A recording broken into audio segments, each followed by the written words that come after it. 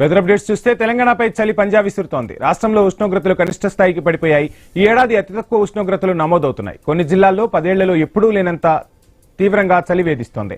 రాత్రిపూట రాష్ట్ర వ్యాప్తంగా 4.5 నుంచి 11.2 డిగ్రీల సెల్సియస్ మధ్య కనిష్ట ఉష్ణోగ్రతలు నమోదవుతున్నాయి. సంగారెడ్డి జిల్లాలో 10 ఏళ్ల రికార్డు స్థాయి కనిష్ట ఉష్ణోగ్రతలు నమోదయ్యాయి. కోహిర్లో రాష్ట్రంలోనే అత్యల్పంగా 4.5 డిగ్రీల ఉష్ణోగ్రత నమోదైంది.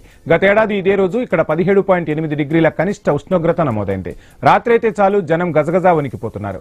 ఉదయం 8 గంటల తర్వాత ఇళ్ల నుంచి బయటకు వస్తున్న పరిస్థితులు కనిపిస్తున్నాయి.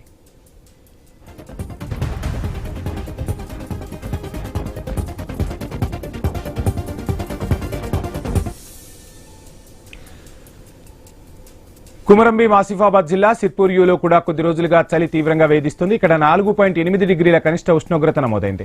రంగారెడ్డి, వికారాబాద్ జిల్లాలోనూ 10 ఏళ్లలోనే అత్యంత తక్కువ ఉష్ణోగ్రతలు నమోదవుతున్నాయి.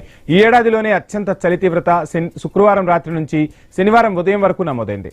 ఖమ్మం, వనపర్తి, భద్రాద్రి కొత్తగూడెం, సూర్యాపేట మినహా మిగిలిన జిల్లాల్లో 10 డిగ్రీల లోపు ఉష్ణోగ్రతలు నమోదయ్యాయి. ఈ 4 జిల్లాల్లోనూ 11.2 డిగ్రీల లోపు ఉష్ణోగ్రత ఉంది.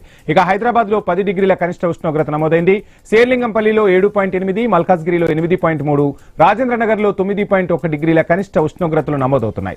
రాష్ట్ర వ్యాప్తంగా ఖమ్మం మినహా అన్ని జిల్లాల్లోనూ పగటిపూట ఉష్ణోగ్రతలు పడిపోయాయి. మరో 2 రోజులు రాత్రిపూట ఉష్ణోగ్రతలు పడిపోయే సూచనలున్నాయని వాతావరణ శాఖ తెలిపింది.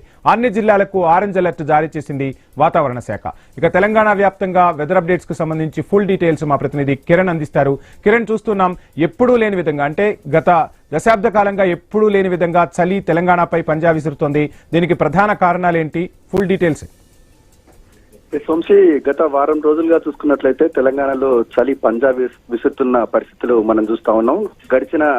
గత 10 ఏళ్లలో కూడా ఎప్పుడు లేనంత కూడా చలిగాలులు వీస్తున్నాయని కూడా ఎక్స్పర్ట్స్ చెప్తా ఉన్నారు. ఆ పరిస్థితి అయితే ఉంది. అంటే ఈ చలిగాలులు చాలా ప్రమాదకరమని కూడా ఇటు వైద్యులు కూడా హెచ్చరికలు జారీ చేస్తా ఉన్నారు. ఎందుకంటే వేడి గాలి కన్నా చలిగాలి అంటే చెవులకు ఆ చలిగాలి పోయిన నేపథ్యంలో మెదడుపై తీవ్ర ప్రభావం చూపే అవకాశం ఉందని కూడా వైద్యులు హెచ్చరికలు జారీ చేస్తా ఉన్నారు. ఆ నేపథ్యంలోనే చలికి బయటికి ఎక్కువగా తిరగవద్దని కూడా హెచ్చరికలు కూడా జారీ చేస్తా ఉన్న పరిస్థితులు చూస్తా ఉన్నాం. ఇటు తెలంగాణ వ్యాప్తంగా చూసుకున్నట్లయితే ఇటు ముఖ్యంగా రైతులు పొలాలకు వెళ్లే రైతులు కావచ్చు, ఇటు వాకింగ్ చేసేటువంటి వాకర్స్ కావచ్చు, పాలు పోసేటువంటి పాల వ్యాపారులు కావచ్చు, ఇలా ఉదయం పనులకు వెళ్లేటువంటి వారంతా కూడా చాలా తీవ్రంగా ఇబ్బందులు పడతా ఉన్నటువంటి పరిస్థితులు అయితే ఉన్నాయి. అంటే రక్షణ కూడా ఇటు మంకీ క్యాప్స్, అదేవిధంగా చెవులకు రక్షణ కూడా ఇటు టవలు లాంటివి ధరించి కూడా వెళ్తా ఉన్నటువంటి పరిస్థితులు మనం చూస్తా ఉన్నాం. ఇంకా చలిగాలులు తీవ్రత ఇంకా పెరిగే అవకాశం కూడా ఉందని కూడా ఇటు వాతావరణ శాఖ నిపుణులు కూడా హెచ్చరికలు జారీ చేస్తా ఉన్నటువంటి నేపథ్యంలో ఇటు ప్రజలు అప్రమత్తంగా, ఈ చలిగాలుల పట్ల ప్రజలు అప్రమత్తంగా ఉండాలని కూడా ఇటు వైద్యులు కూడా హెచ్చరికలు కూడా జారీ చేస్తా ఉన్నారు. ఈ కటికి తోడు ఈ మంచు ఇది కూడా కమ్మేస్తున్నటువంటి నేపథ్యంలో ఇటు నిరంతర రద్దీగా ఉండేటువంటి హైదరాబాద్ విజయవాడ ఈ హైవే కావచ్చు, హైదరాబాద్ టు వరంగల్ హైవే కావచ్చు, నాగర్పల్లి అద్దంకి హైవే కూడా ఇటు వాహనదారులు కూడా తీవ్రంగా ఇబ్బందులు పడుతున్న పరిస్థితి అయితే ఉంది.